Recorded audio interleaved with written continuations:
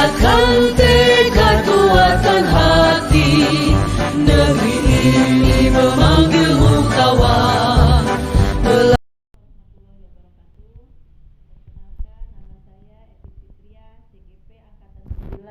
SDN Ciawi 2 Kabupaten Pandeglang. Sekarang saya tidak sendiri, saya bersama teman sejawat saya yaitu Bapak Adi Anggara. Beliau adalah merupakan guru wali kelas 5.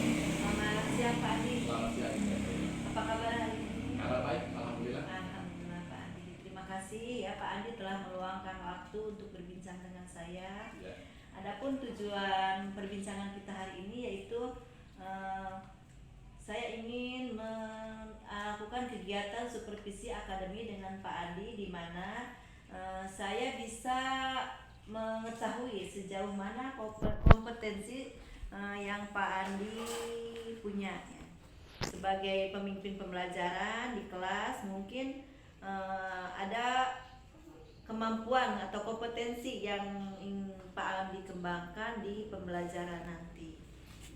Adapun tujuan supervisi kita hari ini ya, yaitu untuk memberdayakan dan meningkatkan kompetensi pembelajaran. Bagaimana menurut Pak Andi tentang supervisi akademi yang kita lakukan sekarang ini? Baik, izin menjawab Ibu terkait supervisi yang akan dilakukan oleh calon guru penggerak, merupakan teman sejawat saya.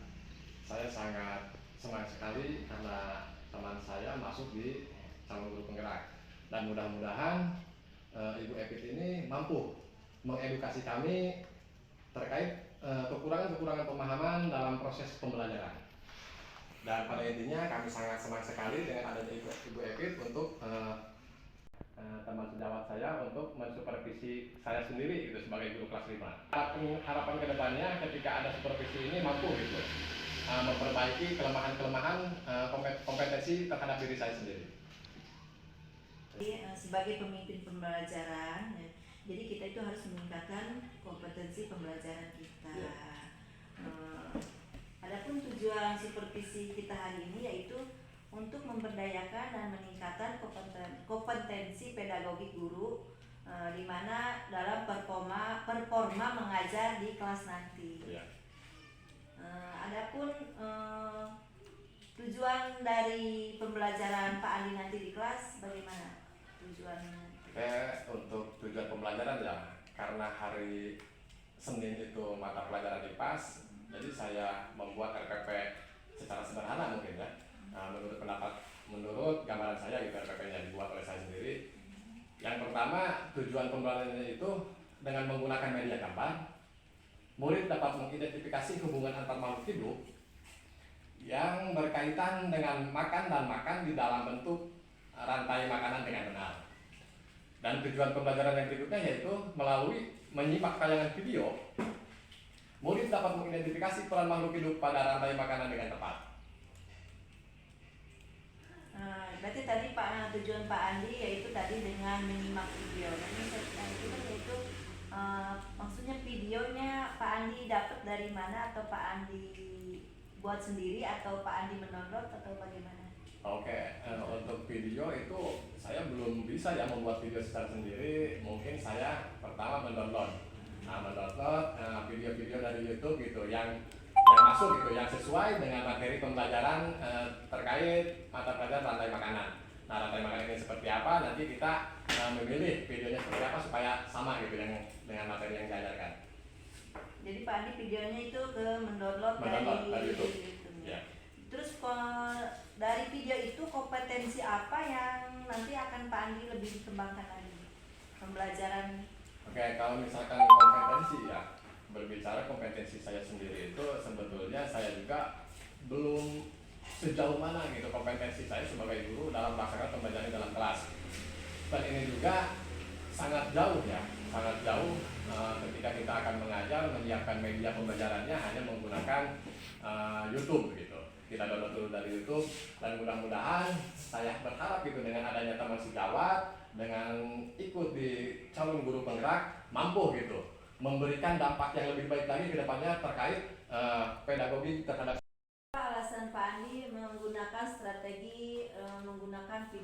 pembelajaran? Oke. Jadi yang pertama, alasan saya itu menggunakan video ataupun gambar-gambar ya. Karena saya melihat gitu, kemampuan peserta didik di dalam kelas itu berbeda-beda dan juga mempunyai karakter yang berbeda juga. Makanya saya memilih gambar ini gitu untuk disiapkan kepada peserta didik yang sebelah mana gitu, dan juga video untuk yang mana gitu.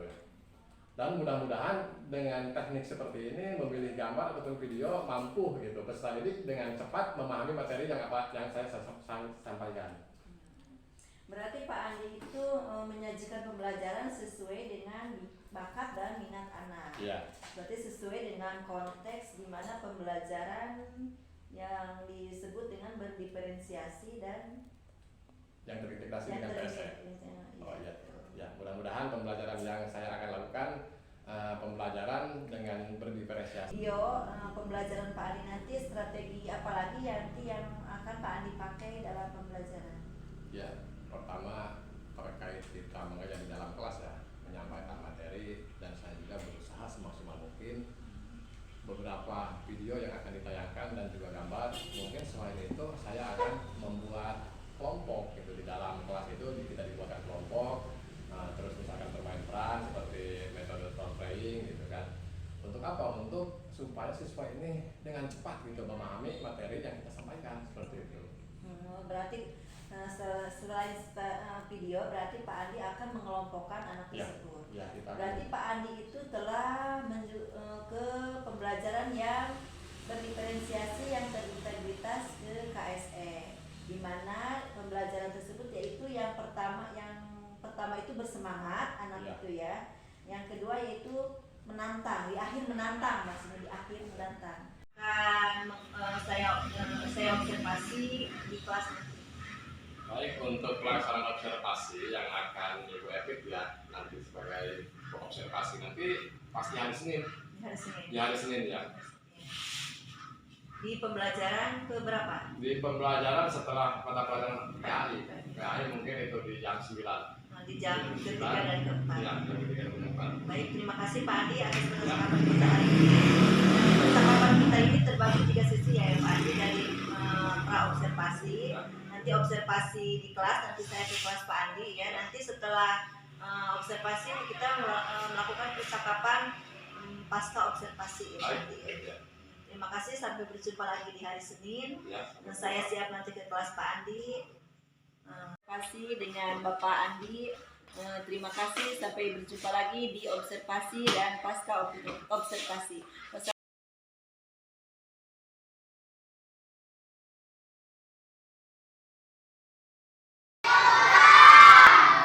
Bismillahirrahmanirrahim. Gimana kabarnya anak-anak kelas 5? Oke, tadi cek dulu siapa yang tidak masuk hari ini. Siapa? Temannya sekitar? Asna. Asna, kenapa Asna tidak masuk hari ini? Sakit? Ya. Berarti hanya Asna saja yang tidak masuk hari ini. Gimana? Semangat untuk belajar? Seperti biasa, sebelum kita melakukan pembelajaran pada pagi hari ini, Pak Andi ingin mengecek dulu seragamnya rapi atau tidak. Coba berdiri semua, berdiri. Coba. Yang bajunya masih di luar, silakan masukkan ke dalam, biar rapi. Topinya dibuka, simpan. Topinya. Yang tahu dari Sabang sampai Merauke.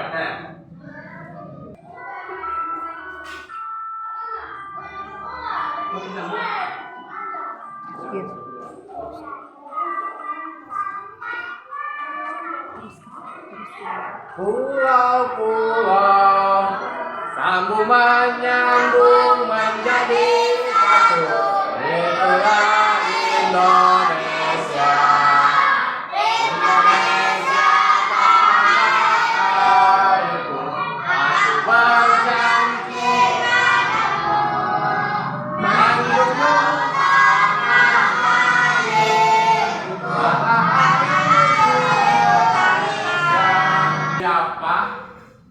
Yang tadi pagi di rumah mau berangkat ke sekolah, datang dulu Coba acungkan tangan siapa yang sarapan dulu.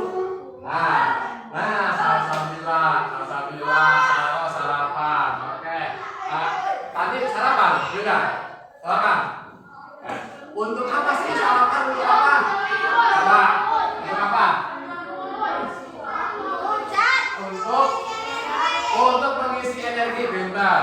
Jadi kalau kita misalkan mau berangkat sekolah harus sarapan dulu. Kalau misalkan tidak diisi dulu sarapannya, nanti tenaganya dari mana? Nggak ada tenaga, belajarnya lemes. Ya, terus ketika Pak Guru menyampaikan materi, gara-gara lemes, nggak sarapan di rumah, malah bengong aja nggak memperhatikan. Jadi rugi. Berarti kalau kita mau berangkat ke sekolah harus sarapan dulu. Untuk apa? Untuk mengisi energi. Berarti harus makan nasi. Ya, untuk mengisi energi. Ternyata hewan juga memerlukan makanan. Untuk apa? Untuk mengisi energi. Kalau misalkan hewan ini tidak makan, berarti dia itu akan mati. Tidak makan, tidak minum akan mati. Berarti hewan juga membutuhkan makanan. Contoh sekarang, karena kita berada di dekat sawah, kita lihat sawah. Gambarkan saja, bayangkan dulu sebentar. Bayangkan. Tahu kan sawah? Tahu. Coba ada hewan apa saja coba di sawah tersebut? Ada dulu. Satu, apa lagi? Ada di kotakan sawah tidak? Ada di kotakan sawah. Ada tikus, ada ular, ada belut, ada ikannya tidak? Jadi kalau misalkan kita lihat ada ular di kotakan sawah itu ada ular, ada konsumen tingkat satu. Konsumen tingkat satu itu merupakan pemakan padi, dia memakan padi daun-daunnya, gitu kan, padinya dimakan oleh konsumen tingkat satu, dan setelah itu dimakan oleh konsumen tingkat dua, oleh kodok, oleh katak. Nah, dan setelah itu si katak juga dimakan oleh ular, dan ular dimakan oleh ular. Nah, setelah itu apa? Dimakan. Jadi ketika orang mati terurai oleh jamur, terurai. Jadi bukan dimakan secara hidup-hidup ya. Oleh dekomposer dalam hal ini adalah jamur atau fungi. Kemudian sisa dari elang yang telah diuraikan oleh jamur akan diserap oleh rumput. Rantai makanan menjadi jalur masuk aliran energi bagi makhluk hidup. Energi tersebut berasal dari matahari yang diubah oleh organisme autotrof atau pembuat makanan seperti tumbuhan menjadi energi kimia dalam batang, buah, daun, dan sebagainya. Sementara itu, organisme heterotrof atau tak mampu membuat makanan sendiri memperoleh energi dengan memakan organisme. Terus dari mana? Nih, si Abi dimakan belalang dimakan oleh katak dimakan oleh ular dimakan oleh elang. Si Abi makan apa? Rumput. Makan apa? Kau makan jamur. Jadi ketika elang mati terurai ke tanah oleh bakteri. Nah, Abi ini sebagai rumput mengambil sari-sari makanan. Nah, yang di dalam tanah yang terurai oleh bakteri yang tadi, ya, bisa dipahami seperti itu. Jadi kesemuanya ini muter. Ketika Abi makan sari-sari makanan, gitu kan, dari elang tadi dimakan, si rumputnya dimakan oleh belalangnya dimakan oleh apa tadi? Katak dimakan oleh ular dimakan. Nah, setelah itu elang mati terurai oleh tanah, oleh bakteri terurai, dan diambil lagi sari-sari itu yang oleh rumput. Bisa dipahami? Oke, terima kasih. Silakan duduk.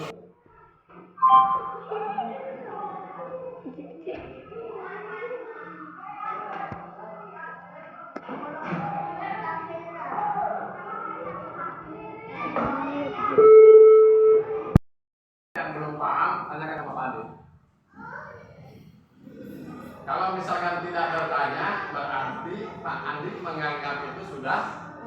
jawab. Tapi kalau misalkan diberikan soal harus jawab ya. Oh, jangan malu-malu, kita itu sedang belajar. Kalau misalkan tidak mengerti, silakan tanyakan di panggil. Ya, ya, tanyakan.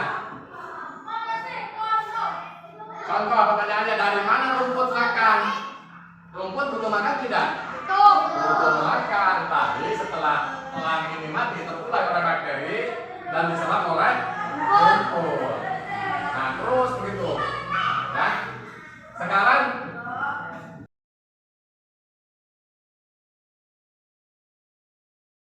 katak bisa tidak makan ular? Tidak. Sekarang ular bisa tidak makan burung?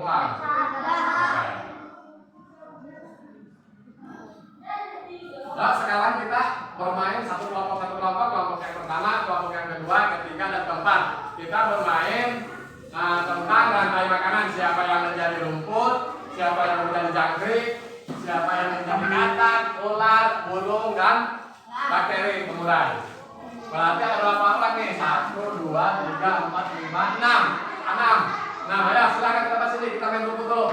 Main rantai makanan sini, kelompok 1 sini, cepat. Nah, ditambah siapa di sini? Ke sini, berapa?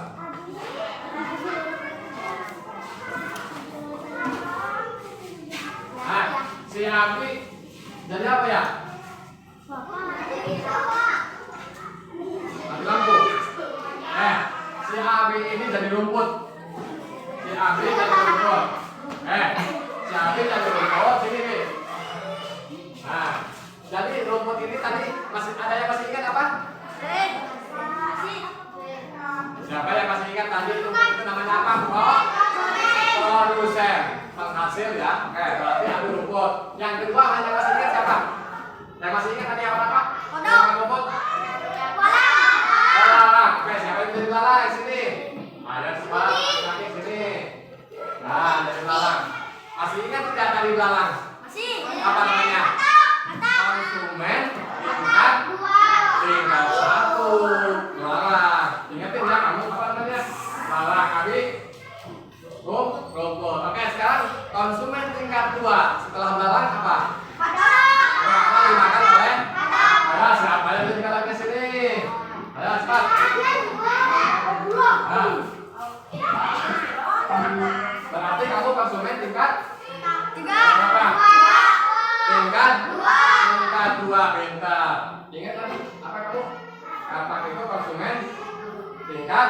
Oke. Yang berikutnya si katak ini dimakan oleh ular. Ini gerak.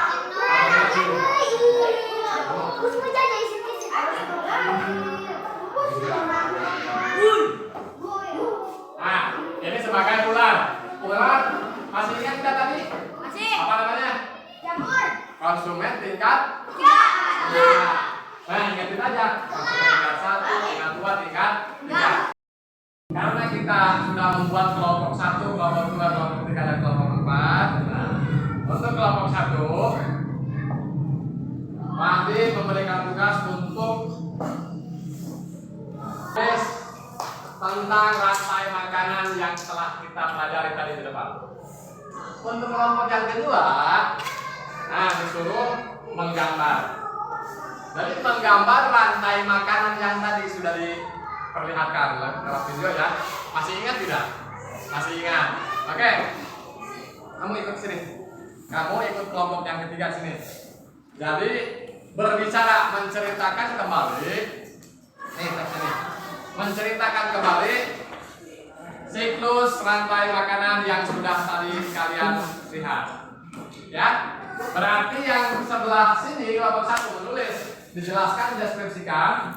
Nah, yang pertama adalah misalkan tadi adalah produsen. Nah, setelah itu dimakan oleh tingkat 1, tingkat 2, tingkat 3, bisa kan seperti itu? Tergambar kan? Oke. Dan yang kelompok kedua itu tadi disuruh apa? Menggambar. Jadi kalian menggambar. Oh, ternyata si padi ada di mana sebagai produsen. Terus si tikus ada di mana, si katak ada di mana. Bisa dipahami? Oke. Sekarang kita kerjasama yuk. Sekarang kursinya silakan berbalik ke belakang, berbalik ke belakang. Nah, produsen yang mana tadi? Padi. Silakan yang pertama tulis padi, di atasnya padi. Atau misalkan kita bulat saja di sini Pak, kan kamu bisa berbicara kan, nanti dijelaskan padi itu seperti apa sebagai produsen kan. Nah setelah ditulis nanti kita sampaikan di depan kelas.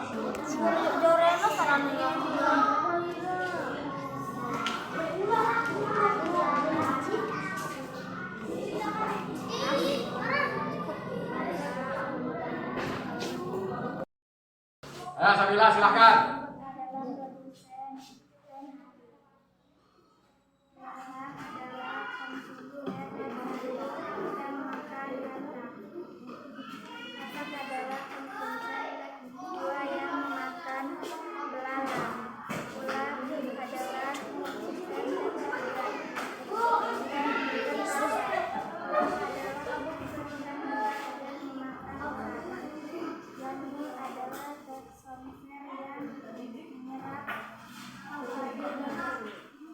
Sudah. Oke, terima kasih. Berikan tepuk tangan untuk Bapak satu. Jadi ini adalah hasil dari kelompok satu. Menjelaskan, menuliskan tentang rantai makanan. Bisa dipahami semua? Ada tidak pertanyaan untuk kepada kelompok satu? Ada tidak? Kelompok yang lain mau bertanya kelompok satu ada? Yang mau bertanyakan? Tidak ada. Oke.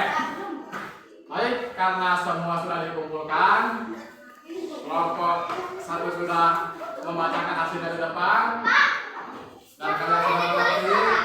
Sekarang kita tutup dengan membaca hamdalah. Alhamdulillahirobbilalamin. Oke, sekarang boleh istirahat, nanti jam 10:15 kita masuk kembali.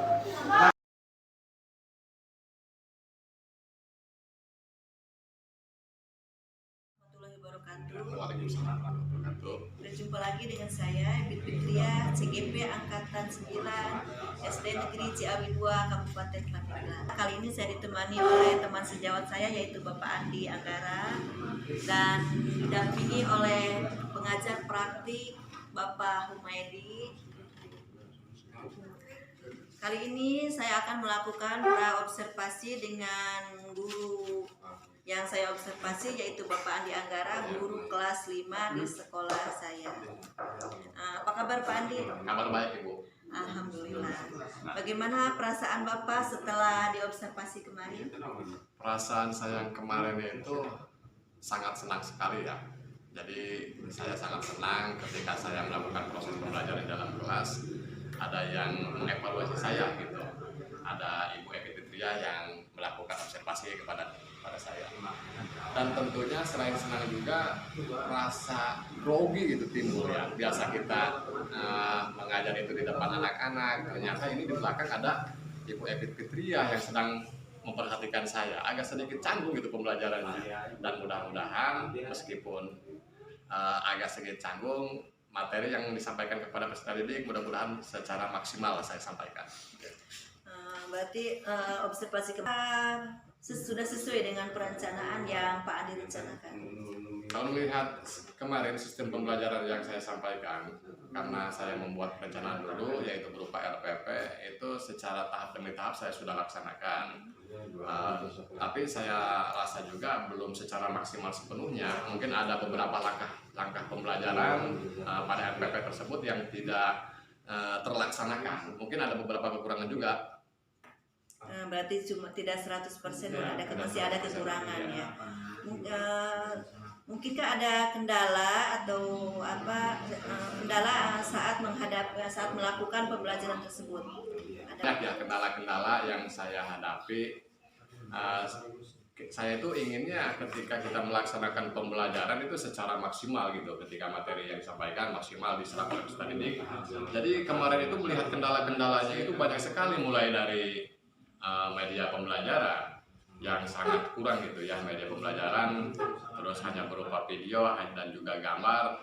Ternyata siswa sebagian itu belum memahami lewat video ataupun lewat gambar. Mungkin saya perlu menjelaskan kembali kepada peserta didik yang tidak memahami dengan media tersebut.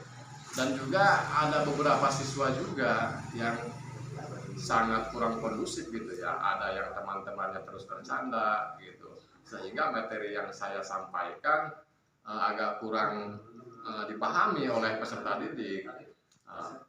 Dan juga potensi saya juga mungkin ini bahan refleksi saya ke depannya juga ketika menyampaikan materi kenapa tidak 50% ya. Jadi kemarin itu kita membuat perencanaan pembelajaran kan berupa RPP ya, dan sudah menyiapkan bagaimana media pembelajaran seperti apa, alat peragaan seperti apa gitu. Karena apa? Kita berharap sebagai guru gitu menyampaikan materi harus sepenuhnya terserap oleh peserta didik ini. Dan itu juga 80% kan belum maksimal, kan maksimalnya kan 100% gitu ya. Dan mudah-mudahan ketika kita sudah perencanaannya sudah matang, target 80% itu terkait pemahaman siswa bisa diambil oleh peserta didik. Kalau misalkan 50%, ini rasanya agak kurang ya. Kurang maksudnya mungkin kalau misalkan 50% RPP-nya tidak ada, media pembelajarannya nggak ada gitu, mungkin seperti itu. Nah, karena kita sudah membuat perencanaan seperti ini dan saya juga berharap gitu mendapatkan nilai yang lebih tinggi, bahkan saya berharap dari kemarin itu tidak 80%, harusnya 9,5. Iya, dengan perencanaan seperti ini terus kemampuan peserta didik di kelas 5 gitu kan, dan saya juga ada beberapa kelemahan gitu. Mungkin saja kelemahan-kelemahan saya secara tersendiri dapat tidak menimbulkan hal yang sangat luar biasa gitu terkait pelaksanaan pembelajaran saya di kelas 5. Mungkin itu Bu yang saya dari 80 ya. Dari mana itu 80? Kemarin juga kan sudah ada evaluasinya bahwa kita memberikan soal latihan kepada siswa dari beberapa kelompok itu kan sangat memuaskan nilainya. Ada yang 80, ada yang kurang dari 80, tapi kebanyakan dari kelompok itu mendapatkan nilai 80. Dan dari kelompok itu juga kan kita berbeda-beda. Dari tayangan video mereka mendeskripsikan dari tayangan tersebut, dan ada beberapa kelompok lagi dia menggambar secara sederhana menurut pemahaman kelompok mereka apa materi yang saya sampaikan dengan cara menggambar. Ada yang mendeskripsikan, ada juga menggambar. Dan ada juga Bu yang mereka bernyanyi gitu, bernyanyi rantai makanan. Ternyata menyampaikan peserta didik itu lewat menyanyi, menyampaikan pemahaman materi rantai makanan lewat bernyanyi. Bermain peran kemarin. Ya kan mereka ada bermain peran ya. Bernyanyi, terus melakukan deskripsi, membuat deskripsi, dan juga Pak Andi berarti kemarin itu Pak Andi target pencapaiannya 80% itu sudah tercapai gitu. ya, Tapi setelah saya observasi, catatan saya di lembar observasi ini dari mulai aspek strategi pengembangan Pak Andi ya. Pak Andi itu sudah menyapa murid ya dengan ramah, terus mengabsen, menanyakan siapa yang tidak hadir, berarti mengabsen ya. Terus menyampaikan materi sesuai dengan tujuan yang sudah saya amati itu. Yang ketiga, Pak Andi itu menyanyikan lagu dari Sabang sampai Merauke waktu itu ya. Jadi strategi pengembangannya sudah ada. Terus membentuk siswa menjadi beberapa kelompok sesuai dengan profil pelajar Pancasila. Adapun catatan pengamatan saya yaitu Pak Andi ramah menyapa murid ya. Terus membangkitkan semangat nasionalismenya dengan menyanyikan lagu dari Sabang sampai Merauke ya. Terus menggunakan media yang digunakan yaitu video dengan gambar-gambar terkait rantai makanan. Iya, laptop kan itu ada laptop, ada Infocus ya. Tapi alangkah baiknya Pak Andi, hasil ini saya ya, ditambah lagi dengan siswa itu diajak langsung keluar, maksudnya ke lingkungan. Kita kan di sini kan sawah ya. Langsung kan di situ ada itunya kan rantai apa namanya? Populasinya, tempat habitatnya gitu. Ekosistem sawah. Padi dimakan tikus. Padi dimakan tikus, tikus dimakan ular, ular dimakan apa tadi? Elang. Dan elang mati dan elang mati menjadi makan oleh materi dan pengurangan. Ya, itu alangkah baiknya anak itu dibawa langsung ke alam gitu ya. Oh iya, mudah-mudahan nanti pertemuan berikutnya materi terkait rantai makanan, mudah-mudahan saya akan mengikuti arahan-arahan dari Ibu secara langsung, kontekstual mungkin Bu ya. Kontekstual, pembelajaran kontekstual secara langsung kita, karena kita wilayahnya dekat sawah, karena di sana ada ekosistem sawah, dan ada Padi sebagai produsennya gitu kan, dan ada Tikus sebagai konsumen tingkat 1 dan tingkat 2 dan seterusnya nanti gitu. Mudah-mudahan dengan cara seperti itu peserta didik lebih paham lagi gitu, lebih sangat paham terkait materi yang saya akan sampaikan. Baik. Ya, terima kasih. Terima kasih Pak Andi. Dari hasil supervisi akademi kita hari ini, apa yang ingin Pak Andi kembangkan berdasarkan supervisi kita hari ini? Baik, untuk yang dikembangkan untuk saya maksudnya. Ya, maksudnya apa? Untuk saya pribadi dikembangkannya itu pemahaman terkait penyusunan program RPP nih. Rencana program pembelajaran, jadi harus lebih akurat lagi gitu. Saya kan hanya terbiasa RPP seperti ini gitu kan, sedangkan kita melakukan RPP-nya itu harus diferensiasi dengan kurikulum merdeka gitu kan, kita harus update gitu tuh. Dan mudah-mudahan dengan adanya ibu guru penggerak gitu bisa memberikan pemahaman yang baru terkait penyusunan RPP yang lebih baik lagi. Ya, maksudnya dikembangkan berdasarkan hasil supervisi yang akan Pak mengatakan, yaitu ingin perencanaan RPP yang sesuai lebih gitu. Terima kasih, demikianlah rangkaian supervisi akademi mulai dari pra-observasi, observasi, dan pasca observasi. Selamat berjumpa lagi di observasi selanjutnya, di supervisi akademi selanjutnya. Wassalamualaikum warahmatullahi wabarakatuh.